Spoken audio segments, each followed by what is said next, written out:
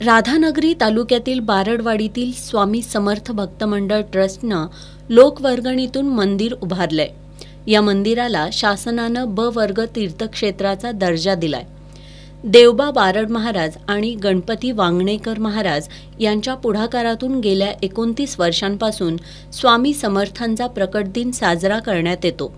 यावर्षी पहाटे अभिषेक आरती झाल्यानंतर भजन कीर्तन आणि प्रवचन कार्यक्रमाचं आयोजन करण्यात आलं होतं। सकाळी 8 वाजता दंडवत, कलशारोहण, वर्धापन दिन सोहळा भाविकांच्या उपस्थितीत संपन्न झाला। 10 वाजता स्वामी समर्थ प्रकट दिन सोहळा पार पडला। दुपारी 12 ते 3 या वेळेत भाविकांनी महाप्रसादाचा लाभ घेतला। हरिभक्त परायण भागवत संत महाराज ननदी यांच्या हरी कीर्तनाचा भाविकांनी लाभ घेतला।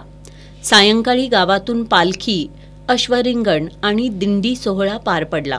राशिवडे परिसरात श्री स्वामी समर्थ प्रकट दिन सोहळा भक्तिमय वातावरणात साजरा करण्यात आला। राशिवडेतील नामानंद चौकात श्री स्वामी समर्थ प्रकट दिनानिमित्त सामुदायिक पारायण, आरतीसह धार्मिक कार्यक्रमांचं आयोजन करण्यात आलं होतं। महादेव पाटील, सागर फनाळकर, बाजीराव फनाळकर यांनी प्रकट दिनानिमित्त महाप्रसादाचं आयोजन केलं होतं।